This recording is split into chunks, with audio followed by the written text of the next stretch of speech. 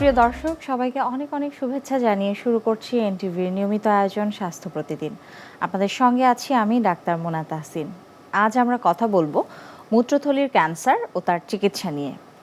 এই বিষয়টি নিয়ে আলোচনার জন্য আমাদের সঙ্গে স্টুডিওতে রয়েছেন একজন বিশেষজ্ঞ চিকিৎসক। চলুন অনুষ্ঠানের শুরুতেই পরিচিত হয়ে নিই আমাদের আজকের অতিথির সাথে। Doctor A K M. ফজলে রাব্বী খান 1985 সালের নভেম্বর মাসে নরসিংদী জেলায় জন্মগ্রহণ করেন। তিনি 2008 সালে ঢাকা মেডিকেল কলেজ থেকে এমবিবিএস ডিগ্রি অর্জন করেন। এরপর তিনি চিকিৎসা বিজ্ঞানে উচ্চতর এমএস এফসিপিএস ডিগ্রি লাভ করেন। বর্তমানে তিনি ঢাকা মেডিকেল কলেজ হাসপাতালে সার্জারি বিভাগের কনসালটেন্ট হিসেবে কর্মরত। স্যার, আপনাকে অনেক অনেক শুভেচ্ছা এবং স্বাগত আমাদের আজকের অনুষ্ঠানে। আপনাকেও ধন্যবাদ। মূত্রথলি এটি আমাদের শরীরের কোন ধরনের অঙ্গ এবং এর কি কাজ রয়েছে? মূত্রথলিটা হচ্ছে আমাদের রেচনতন্ত্র বা পুংপ্রজনন তন্ত্রের একটি অবিচ্ছেদ্য অংশ। সাধারণত আমরা যদি চিন্তা করি তাহলে আমাদের পিঠের পিছনের দিকে দুটো কিডনি থাকে। কিডনি থেকে কিডনি নালী মূত্রথলি থেকে উন্মুক্ত হয় এবং মূত্রথলিতে এই কিডনি থেকে যে ইউরিন প্রোডাকশন হয় সেটা মূত্রথলিতে গিয়ে জমা থাকে এবং একটা নির্দিষ্ট সময়ের পরে এটা মূত্রনালী দিয়ে প্রস্রাব হিসেবে বের হয়ে আসে। মূত্রথলির ক্যান্সার কাদের বেশি হয় এবং কোন বয়সে হয়? সাধারণত দেখা যায় 50 ইয়ার্সের পরে সাধারণত এই ধরনের ডিজিজগুলো আমরা বেশি পেয়ে থাকি এবং কিছু কিছু মাল্টিফ্যাক্টোরিয়াল কজের কারণে মূত্রথলির ক্যান্সারগুলো হয়ে থাকে। এর মধ্যে একটা হচ্ছে যে smoking and alcohol, this is a factor. Second হচ্ছে যে কিছু কার্সিনোজেনিক এজেন্ট আছে, অকুপেশনাল হ্যাজার্ডের কারণে বা কার্সিনোজেনিক এজেন্ট গ্রহণ করার কারণে মূত্রথলি ক্যান্সার হতে পারে। থার্ড হচ্ছে কিছু জেনেটিক ফ্যাক্টর আছে, যে ফ্যাক্টরগুলোর কারণে বা ক্রোমোসোমাল অ্যাবনর্মালিটির কারণে মূত্রথলি ক্যান্সার হতে পারে। অ্যান্ড ফোর্থ হচ্ছে কিছু ডায়েটারি ফ্যাক্টরগুলো কম বেশি হওয়ার কারণেই কিন্তু মূত্রথলি ক্যান্সার হতে পারে। তো মূত্রথলির ক্যান্সারে কি ধরনের উপসর্গ নিয়ে রোগীরা আপনাদের কাছে আসেন? সাধারণত দেখা যায় যে আমাদের কাছে যে পেশেন্টগুলো আসে 50 ইয়ার্স ওভার যে পেশেন্টগুলো আমাদের কাছে আসে এসে বলে যে স্যার হঠাৎ করে গত পরশুদিন আমার প্রস্রাবের সাথে আমি রক্ত দেখলাম। কিছু কিছু দেখা যাচ্ছে যে স্যার চাকা চাকা রক্ত যাচ্ছে, আবার 3-4 দিন পরে দেখা যাচ্ছে যে ক্লিয়ার প্রস্রাব হচ্ছে। স্যার আমি আসলে বুঝতে পারছি না, আমার ভয় লাগছে। তো তখন আমরা মাথায় প্রাইমারিলি দুইটা জিনিস সেট করি। অনেক সময় দেখা যায় যে রিকারেন্ট ইউরিনারি ট্র্যাক্ট ইনফেকশন বা প্রস্রাবের ইনফেকশনের কারণে অনেক সময় হেমাচুরিয়া হতে পারে, যে প্রস্রাবের সাথে রক্ত যাওয়া। সেকেন্ড হচ্ছে যে আমাদের মাথায় হিট করে যে এটা মূত্রথলির ক্যান্সার কিনা, ইউরিনারি ব্লাডার ক্যান্সার কিনা। সাধারণত ইউরিনারি ব্লাডার ক্যান্সারে hematuria is a common phenomenon. উপসর্গের মধ্যে হিমাচুরিয়া প্রথম দিকেই থাকে, যে প্রস্রাবের সাথে রক্ত যাওয়া। সেকেন্ড হচ্ছে যে আমরা যখন পেশেন্ট পাই, অনেক লেট স্টেজে পাই, দেখা যায় পেশেন্টের অনেক সময় ক্যাকেক্সিয়া বা তার ওয়েট লস ডেভেলপ করে, অ্যানোরেক্সিয়া ডেভেলপ করে, অনেক সময় দেখা যায় ইডিমা শরীরে চলে আসছে এবং অনেক সময় আমরা পাই যে তার ইউরিনারি সিমটম আর্জেন্সি, মানে হচ্ছে যে প্রস্রাব একটু হলেই দ্রুত যেতে হচ্ছে এবং প্রস্রাব ধরে রাখতে পারছে না। এটা হচ্ছে যে আমরা বলে থাকি যে এই ধরনের প্রস্রাব ধরে না রাখতে পারাটা এটা আমরা ইনকন্টিনেন্স হিসেবে বলি। আবার অনেক সময় আর্জেন্সিতেও এটা চলে আসে। তো যদি এমন হয় যে প্রস্রাব ধরেছে কিন্তু বাথরুমে যেতে যেতে প্রস্রাব হয়ে গেল, তাই সেক্ষেত্রে এটাকে আমরা আর্জেন্সি বলে থাকি, যে আর্জেন্টলি যেতে হচ্ছে, না যেতে পারলে পরে পড়ে যাচ্ছে। আর আরেকটা হচ্ছে যে অনেক সময় বয়স্ক পেশেন্টদের ক্ষেত্রে দেখা যায় যে ইনকন্টিনেন্স হয়, যেটা হচ্ছে সে ঘুমিয়ে আছে কিন্তু সে বলতে পারছে না যে তার প্রস্রাব হয়ে যাচ্ছে। এগুলো অনেকগুলো ফ্যাক্টর আছে। এর মধ্যে বিনাইন প্রোস্ট্যাটিক হাইপারপ্লেসিয়া বা বিইপি এটা একটা ফ্যাক্টর, প্রোস্টেট বড় হয়ে গেলে এটা একটা ফ্যাক্টর। সেকেন্ড হচ্ছে যে যদি কোনো ধরনের ক্যান্সার থেকে থাকে মূত্রথলিতে, মূত্রনালীতে, সেটাও এটা লেট প্রেজেন্টেশনে এটা আসতে পারে। থার্ড হচ্ছে যে কোনো পেশেন্টের যদি নিউরোলজিক্যাল কোনো ফেনোমেনন থেকে থাকে, নিউরোলজিক ব্লাডার বলে থাকি বা ওভার অ্যাক্টিভ ব্লাডার বলে থাকি, অথবা রিকারেন্ট যদি তার কিছুদিন পর পর ইউরিনারি ট্র্যাক্ট ইনফেকশন হয়ে থাকে, সেক্ষেত্রেও এই ধরনের প্রবলেম হতে পারে। অনেকের আছে দীর্ঘদিন ধরে ডায়াবেটিস, আনকন্ট্রোল ডায়াবেটিস মেলাইটাস এবং সাথে তার প্রোস্টেটের সমস্যা, তাদের ক্ষেত্রেও কিন্তু এই ধরনের প্রবলেম হতে পারে। তো প্রথমে আমাদেরকে আসলে এটা ইভ্যালুয়েশনটা করতে হবে যে আসলে কারণটা কি। এর জন্য কিছু অ্যাসেসমেন্ট করতে হবে, কিছু ইনভেস্টিগেশন করতে হবে এবং ওই কারণ অনুযায়ী ট্রিটমেন্টটা চিকিৎসা করলে আশা করছি ইনশাআল্লাহ এটা সমস্যার সমাধান হতে পারে। আচ্ছা, যেহেতু আমরা মূত্রথলি ক্যান্সার নিয়ে কথা বলছিলাম, এর উপসর্গ জেনেছি, তো এটি নির্ণয়ের কি প্রক্রিয়া? আমরা সাধারণত কিছু ইনভেস্টিগেশন করে থাকি। এর মধ্যে কিছু প্রস্রাবের ইনভেস্টিগেশন, কিছু হচ্ছে আমরা ব্লাডের ইনভেস্টিগেশন এবং কিছু ইমেজিং ইনভেস্টিগেশন করে থাকি। তো আমরা সাধারণত ইউরিনারি রুটিন মাইক্রোস্কোপিক এক্সামিনেশন করে থাকি। অনেক সময় দেখা যায় এর মধ্যে রেড ব্লাড সেল পাওয়া যায়, 5 to 6 red blood cell per high power field বলি আমরা, যে একটা স্যাম্পলের মধ্যে যদি 5 থেকে 6টা হাই পাওয়ার ফিল্ডে রেড ব্লাড সেল পেয়ে থাকি, তাটা আমরা সিগনিফিকেন্ট ধরে থাকি। তো ইউরিন RECS সাথে হচ্ছে যে কালচার করে থাকি আমরা, যে প্রস্রাবে কোনো ইনফেকশন আছে কিনা, কী কারণে হচ্ছে। তারপরে এর সাথে আমরা সিরাম ক্রিয়েটিনিন করে থাকি। ইমেজিংয়ের মধ্যে আমরা ultrasonogram of the KUB prostate bladder MCC PVR করে থাকি। তো আলট্রাসোনোলজিস্ট আসলে যখন ইউরিনারি ব্লাডার প্রোব ঘোরায় ইউরিনারি ব্লাডারের উপর দিয়ে, তখন আসলে দেখা যায় যে there is a mass tissue, ওখানে স্পষ্টত বোঝা যায় সাধারণত ইউরিনারি ব্লাডার মাস থাকে। থার্ড হচ্ছে যদি আমরা পেয়ে যাই যে ইউরিনারি ব্লাডারটা full of or some sort of mass is there, সেক্ষেত্রে যদি তার সিরাম ক্রিয়েটিনিনটা ভালো থাকে, তাহলে আমরা কন্ট্রাস্ট এনহান্স সিটি স্ক্যান করে থাকি যে আসলে এই ইউরিনারি ব্লাডার মাসটা বা এই ক্যান্সারটা এটা আসলে কতটুকু এরিয়া জুড়ে আছে, এবং ইউরিনারি ব্লাডারের ভিতরে কি শুধু একটা জায়গায় আছে নাকি অনেকগুলো জায়গাতে আছে, এবং এই টিস্যুটা ব্লাডার টিস্যুতে এটা কি ইনভেশন করেছে কিনা। আমরা বলি যে ক্যান্সার টিস্যুটা কতটুকু স্প্রেড করেছে, কতটুকু ছড়িয়েছে, এটাও কিন্তু সিটি স্ক্যানে বোঝা যায়, কারণ এগুলো সবগুলোই ট্রিটমেন্টের সাথে জড়িত। এবং আমরা অনেক সময় রক্তের পরীক্ষার মধ্যে যেটা বললাম যে সিরাম ক্রিয়েটিনিন করে থাকি এবং লিভার ফাংশন টেস্ট করে থাকি। অনেক সময় দেখা যায় যে মূত্রথলির টিউমার যদি ছড়িয়ে পড়ে, লিম্ফ নোড এবং ব্লাডে ছড়িয়ে পড়ে, সেটা অনেক সময় লিভারের এনজাইমগুলোতেও অ্যাট্রাক্ট করে, এবং দেখা যায় যে আমাদের ওগুলো অল্টারেশন হয়। যেমন আমরা সিরাম বিলিরুবিন করতে দেই, অ্যালকালাইন ফসফেট করতে দেই, SGPT SGOT করতে দেই, প্রোথোবিন টাইম করতে দেই, সিরাম অ্যালবুমিন করতে দেই। এগুলো দিয়ে আসলে অনেক সময় এক্সটেন্ট জানা যায়। এবং অনেক সময় আমরা বুকের এক্সরেও করি যে এটাকে আরও অনেক দূর ছড়িয়েছে কিনা, এবং বোন স্ক্যান এগুলোও করে থাকি অনেক সময়। ক্যান্সারের তো আসলে অনেকগুলো স্টেজেস থাকে, তো কোন স্টেজে কি ধরনের চিকিৎসা পদ্ধতি রয়েছে? আমরা ব্রড হেডিংয়ে আমাদের এখানে বিভিন্ন ধরনের গাইডলাইন আছে, ইন্টারন্যাশনাল গাইডলাইন, আমেরিকান ইউরোলজিক্যাল অ্যাসোসিয়েশনের কিছু গাইডলাইন আছে, ইউরোপিয়ান ইউরোলজিক্যাল অ্যাসোসিয়েশনের কিছু গাইডলাইন আছে। তো অন এন অ্যাভারেজে আমরা সাধারণত আমেরিকান ইউরোলজিক্যাল অ্যাসোসিয়েশনের গাইডলাইনটা ফলো করি। তো সেক্ষেত্রে এই ক্যান্সার টিস্যুটা ইউরিনারি ব্লাডার বা মূত্রথলিতে আমাদের লেয়ার আছে কয়েকটা, এর মধ্যে মাসেল লেয়ার একটা আছে। তো মাসেল লেয়ার যদি ইনভেট করে, তার মানে হচ্ছে যদি মাসেল লেয়ারকে ক্রস করে চলে যায়, তাহলে এক ধরনের ট্রিটমেন্ট। আর যদি মাসেল লেয়ার ক্রস করেনি, মানে সুপারফিশিয়াল আছে বা শুধুমাত্র ইউরিনারি ব্লাডারের মিউকোসাতে আছে, ফার্স্ট লেয়ারে আছে, তাহলে এক ধরনের ট্রিটমেন্ট। তো আমরা এটাকে ব্রড হেডিংয়ে নন মাসেল ইনভেসিভ টিউমার এবং মাসেল ইনভেসিভ টিউমার এভাবে আমরা ভাগ করি। যেই টিউমারগুলো মাসেলকে ইনভেট করে গেছে বা মাসেলকে অতিক্রম করে আরও ভিতরে ঢুকে গেছে, সেগুলোকে আমরা হাই গ্রেড টিউমার বলে থাকি বা এটা হাই রিস্ক টিউমার বলে থাকি। তো যদি আমরা প্রাথমিকভাবেই এই টিউমারগুলো ডায়াগনোসিস হয় এবং এটা ফার্স্ট লেয়ার পর্যন্ত থাকে বা সেকেন্ড লেয়ারের কাছাকাছি থাকে, সেক্ষেত্রে আমরা রেডিক্যাল এক্সিশন করে থাকি, যেটা আমরা transurethral resection of bladder tumour বলে থাকি, TURBT।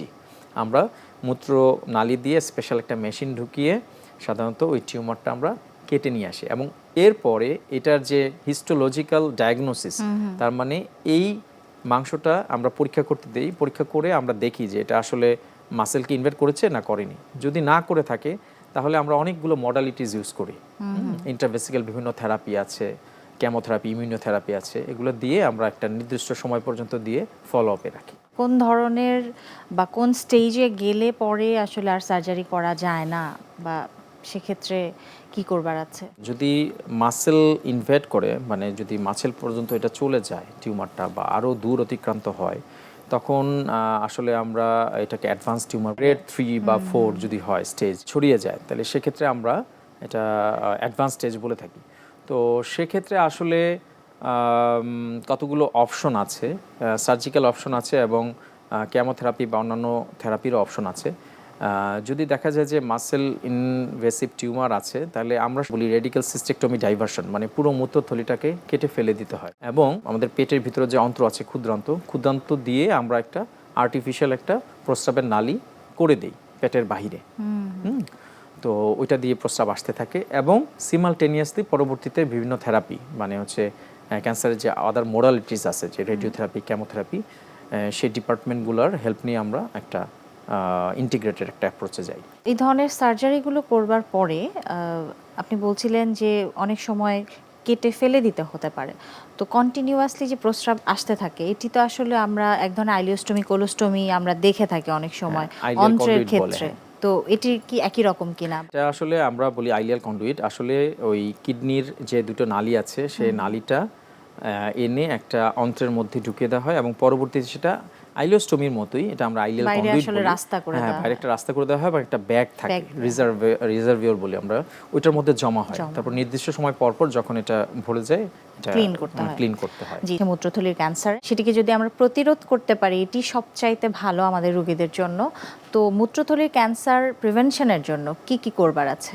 আমরা যে মাল্টিফ্যাক্টরিয়াল কজগুলোকে বলেছি, যেমন কিছু ডায়েটারি ফ্যাক্টর আছে, কিছু অকুপেশনাল হ্যাজার্ড আছে, কিছু কার্সিনোজেনিক এজেন্ট আছে, এগুলো যদি আমরা অ্যাভয়েড করে যেতে পারি এবং আমরা সঠিক সময়ে, যেমন দেশের বাইরে স্ক্রিনিংয়ের একটা ব্যবস্থা থাকে, আফটার 40 বা আফটার 50 ইয়ার্স কিছু নিয়মিত পরীক্ষা যদি আমরা করতে পারি, আমরা টিভি, প্রিন্টিং, বিভিন্ন মিডিয়াতে আমরা বলে থাকি সচেতনতার জন্য যে 50 ইয়ার্সের পরে যদি কোনো পেশেন্টের দেখা যায় যে তার মূত্র থলিতে বা মনে হচ্ছে যে প্রস্রাবে কোনো প্রবলেম হচ্ছে, এটাকে অবশ্যই আর্লি ইউরোলজিস্টের কাছে যেতে হবে। গেলে পরে কিছু রুটিন পরীক্ষা করে urine, RE, CS, ultrasonogram of the urinary bladder, এগুলো করে একটা সিদ্ধান্ত উপনীত হয়েছে যে আদৌ তার কোনো প্রবলেম আছে কিনা। আবার অনেক সময় দেখা যায় যে কারো ফ্যামিলিয়াল কিছু ক্যান্সার ডিজিজ থেকে যায়, সেক্ষেত্রে স্ক্রিনিংয়ের আওতায় নিয়ে আসতে হবে, যেন 40 ইয়ার্স বা 50 ইয়ার্সের মধ্যে তাকে কিছু পরীক্ষা নিরীক্ষা নিয়মিত 3 মাস বা 6 মাস পর পর করা যায়। করলে পরে এটা যদি আর্লি ডায়াগনোসিস হয় তাহলে সেক্ষেত্রে কিন্তু আমাদের সমাধান করা সহজ হয়। কিন্তু যদি দেখা যায় যে না, কোনো ধরনের সচেতনতা ডেভেলপ করলো না, আমি আমার উপসর্গগুলোকে কোনো আমলে আনলাম না, সেক্ষেত্রে কিন্তু এটা একটা খারাপ পর্যায়ে যেতে পারে। এই ধরনের অপারেশন করবার পরে কোনো ধরনের কমপ্লিকেশনস নিয়ে রোগীরা আসে কিনা? প্রত্যেকটা জিনিসের কমপ্লিকেশন আছে, আমরা বলি যে আর্লি কমপ্লিকেশন, ডিলেড কমপ্লিকেশন। যদি এরকম রেডিক্যাল সিস্টেক্টমি ডাইভার্সন করা হয়, অনেক সময় আর্লি কমপ্লিকেশনের মধ্যে পেশেন্ট দেখা যায় যে আমরা যে অপারেশনটা করছি ঠিকমতো প্রস্রাবটা আসছে না, যে কোনো কারণে হোক, পেশেন্টের ইলেকট্রোলাইট ইমব্যালেন্স হলো বা অন্যান্য ধরনের প্রবলেম হয়ে গেল শরীরে। আবার অনেক সময় দেখা যায় যে এই যে আমরা যে কোনো একটা অপারেশন করছি, ধরেন আমরা আর্লিয়াল কন্টিনিউট করলাম, অনেক সময় যে স্টোমা যেটা থাকে, যেটা আমরা বের করে দিয়েছি পেটের বাইরে, সেটা অনেক সময় দেখা যায় রিট্রাক্ট করে, আবার অনেক সময় প্রোলাপস হয়, অনেক সময় দেখা যায় যেভাবে করলাম সেটা সেই অবস্থায় নাই, এটা ভিতর দিকে ঢুকে গেছে। এই ধরনের প্রবলেম হতে পারে। থার্ড হচ্ছে যে অনেক সময় দেখা যায় যেহেতু এই ডাইভারশনগুলা সাধারণ নিয়মের ব্যতিক্রম, এটা তো ফিজিওলজিক্যাল কোনো ফেনোমেন না, এটা একটা আর্টিফিশিয়ালি বা আমরা তৈরি করে রেখেছি। অনেক সময় দেখা যায় যে মেটাবলিক অ্যাবনর্মালিটি হয়, এই ধরনের মানে কন্ডুইটের কারণে দেখা যায় যে স্টোন হওয়ার প্রবণতা শরীরের মধ্যে বেড়ে যায়। অনেক সময় দেখা যায় হজমের অনেক ধরনের ব্যাঘাত হয়, অনেক সময় দেখা যায় যে মেলিগনেন্সির একটা প্রভাব থাকে বা ক্যান্সার হয়ে যাওয়ার আরও একটা সম্ভাবনা থাকে। তো এগুলো আসলে নিয়মিত ফলো আপের মাধ্যমে 3 মাস, 6 মাস, 1 বছরের মাধ্যমে ফলো আপের মাধ্যমে আমার মনে হয় যে ডাক্তারের কাছে যাবেন বা যে ইনস্টিটিউটে ট্রিটমেন্ট নেবেন, রেগুলার ফলো আপে থাকলে এই প্রবলেমগুলো থেকে রেহাই পাওয়া যাবে বা আর্লি সলিউশন হবে। ফলো আপের গুরুত্ব আসলে কতটুকু? অবশ্যই ফলো আপের গুরুত্ব হচ্ছে যে আমি একটা অপারেশন করলাম, সেই অপারেশন যে এফেক্টটা সেটা কিন্তু আর্লি এফেক্ট না, এটা একটা দীর্ঘমেয়াদী এফেক্ট। তো যদি কেউ ফলো আপে না আসে তাহলে দেখা যাবে যে কারণে আমরা অপারেশনটা করলাম ওনার যে সলিউশন আমরা চাচ্ছি সেই সলিউশনটা আসলে আসে না। স্যার, আমাদের এই অনুষ্ঠানে একটি নিয়মিত সেগমেন্ট হচ্ছে আমরা বিভিন্ন খাদ্যের পুষ্টি গুণাগুণ আমাদের দর্শকদের দেখিয়ে থাকি, সেটি এখন দেখিয়ে আসবো। প্রিয় দর্শক, দেখছেন স্বাস্থ্য প্রতিদিন অনুষ্ঠানে এই পর্যায়ে চলুন দেখে নেই খাদ্যের বিভিন্ন পুষ্টি গুণাগুণ সম্পর্কে আমাদের পুষ্টিবিদের কাছ থেকে। ইউরিন ইনফেকশন জনিত সমস্যা অনেকের মধ্যেই কিন্তু দেখা যায়, সেটি পুরুষ হোক কিংবা মহিলা হোক। এই ইউরিন ইনফেকশন জনিত সমস্যায় যদি আপনি সমাধান না নিয়ে আসেন, সেটি কিন্তু পরবর্তীতে আপনার ইউরিনারি ব্লাডারে বিভিন্ন ধরনের ক্ষতির সম্মুখীন করে দিতে পারে। সেজন্য আপনাকে অবশ্যই ইউরিন ইনফেকশন হলে ডাক্তারের ট্রিটমেন্টের পাশাপাশি সুষম খাদ্যাভ্যাস মেনে চলতে হবে। সুষম খাদ্যাভ্যাস বলতে বোঝাচ্ছি বেশ কিছু খাবারের কথা আমি এখন বলবো, যেই খাবারগুলো যদি আপনার প্রস্রাবে কোনো ধরনের সমস্যা বা ইউরিনারি ইনফেকশন হয়ে থাকে সেক্ষেত্রে অবশ্যই এড়িয়ে চলতে হবে বা বেশ কিছু খাবার অতিরিক্ত খাদ্য তালিকায় অ্যাড করতে হবে। সবার প্রথমে যদি বলতে হয় যাদের ঘন ঘন বা ইউরিন ইনফেকশন বা ইউরিনারি ট্র্যাক্ট ইনফেকশন জনিত সমস্যা হয় তাদের প্রচুর পরিমাণে পানি পান করতে হবে। পানি পান করার বিষয়ে তাদেরকে সতর্কতা মেনে চলতে হবে, কেননা দেখা যায় অনেকেই খুব অল্প পরিমাণে পানি পান করেন। এই অল্প পরিমাণে পানি পান করার কারণে তাদের ইউরিনারি ট্র্যাক্ট ইনফেকশন জনিত সমস্যা দেখা দিয়ে থাকে।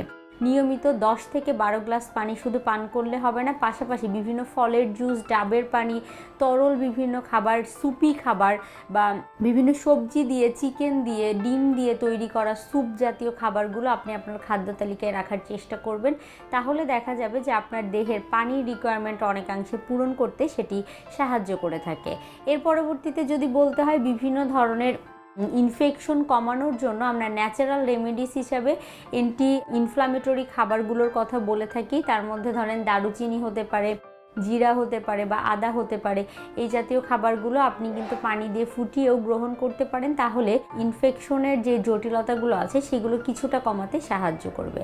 কুসুম গরম পানি মাঝে মাঝে পান করতে পারেন। প্রচুর পরিমাণে ফলমূল, শাকসবজি গ্রহণ করার পাশাপাশি অতিরিক্ত পরিমাণে রিফাইন কার্বোহাইড্রেট যেগুলো আছে বা যেই খাবারগুলোর কথা আমরা বলে থাকি যে সাদা আটা থেকে তৈরি করা খাবার, এগুলো কিন্তু এড়িয়ে চলতে হবে। যেমন সেটি পাউরুটি হতে পারে, সেটি পাস্তা হতে পারে বা বাইরে থেকে কিনে নিয়ে আসা বিভিন্ন ধরনের বার্গার, স্যান্ডউইচ বা এই জাতীয় খাবার যেগুলো আছে এগুলোও কিন্তু এড়িয়ে চলার চেষ্টা করতে হবে। টেস্টিং সল্ট, ক্যাচআপ এই জাতীয় জিনিসগুলো এড়িয়ে চলতে হবে, কেননা এগুলো কিন্তু দেখা যায় যে আপনার ইউরিনারি ট্র্যাক্ট ইনফেকশনজনিত সমস্যা বাড়িয়ে দিতে পারে। লাল মাংস, গরুর মাংস, খাসির মাংস, ভেড়ার মাংস, দুম্বার মাংস এগুলো এড়িয়ে চলার চেষ্টা করতে হবে, কেননা অতিরিক্ত লাল মাংস গ্রহণ করার ফলে এই জটিলতাগুলো বেড়ে যেতে পারে। আর ইউরিনারি ট্র্যাক্ট ইনফেকশনজনিত সমস্যা আমরা সবসময় বলে থাকি অতিরিক্ত মশলাদার খাবার এড়িয়ে চলতে হবে, কেননা অতিরিক্ত মশলাদার খাবারও এই সমস্যা বাড়িয়ে দিতে পারে। কম মশলা জাতীয় পাতলা তরল লিকুইড যে খাবারগুলো আছে সেগুলো তো গ্রহণ করবেন, তরকারিগুলো ভুনে নেওয়ার পরিবর্তে চেষ্টা করতে হবে সেগুলো পাতলা ঝোল করে তৈরি করে গ্রহণ করার জন্য।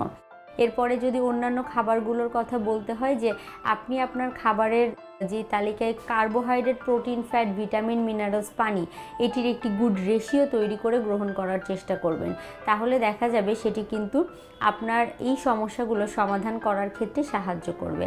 আর যাদের ফ্রিকুয়েন্টলি বা বারে বারে ইউরিনারি ট্র্যাক্ট ইনফেকশনজনিত সমস্যা হয় তারা অবশ্যই ডাক্তারের অবজারভেশনে থাকবেন, তাহলে দেখা যাবে যে এই সমস্যাগুলো কিন্তু প্রকট আকার ধারণ করবে না। একেবারেই অনুষ্ঠানের শেষ পর্যায়ে আছি, সব শেষে ছোট্ট করে আমাদের দর্শকদের জন্য আপনার বিশেষ কোনো পরামর্শ রয়েছে কিনা? রেগুলার আমরা যে লাইফস্টাইলে অভ্যস্ত, আমাদেরকে এই লাইফস্টাইলে অভ্যস্ত থেকেও কিন্তু রেগুলার ফলো আপ বা রেগুলার ফিজিশিয়ান ভিজিট এটার আওতায় আনতে হবে। যখনই দেখা যাবে যে কোনো পেশেন্ট বা আমাদের পরিবারের কেউ 40 বছর বা 50 বছরের উপরে বয়স হয়ে গিয়েছে, তাদেরকে একটা ফিজিশিয়ান রেগুলার চেক আপের মধ্যে নিয়ে আসতে হবে। আর্লি চেক আপের মধ্যে নিয়ে আসলে পরে যে কোনো ধরনের সমস্যাই ধরা পড়বে। আর ইউরোলজিক্যাল বা যে কোনো ধরনের ম্যালিগনেন্সি এটা একটা ভয়াবহ দিক, ক্যান্সার কারো জীবনেই কাম্য না। সেক্ষেত্রে যদি রেগুলার ফলো আপের মধ্যে থাকে বা চেক আপের মধ্যে থাকে বা কোনো ধরনের কোনো প্রস্রাব রিলেটেড কোনো প্রবলেম হলে যদি ইউরোলজিস্টের কাছে আসে, তাহলে এই সমস্যাগুলো সহজেই ধরা পড়বে এবং আর্লি ডায়াগনোসিস হলে ট্রিটমেন্টটাও খুব ফলপ্রসূ হবে। স্যার, অনেক অনেক ধন্যবাদ আমাদের অনুষ্ঠানে আসবার জন্য। আপনাকে ধন্যবাদ। প্রিয় দর্শক, এতক্ষণ দেখছিলেন স্বাস্থ্য প্রতিদিন। কথা হচ্ছিল মূত্রথলির ক্যান্সার ও তার আধুনিক চিকিৎসা নিয়ে। আশা করছি আমাদের আজকের এই আলোচনা আপনাদের অনেক কাজে আসবে। চলুন এ পর্যায়ে দেখে নেই কি থাকছে আগামী পর্বের স্বাস্থ্য প্রতিদিন অনুষ্ঠান।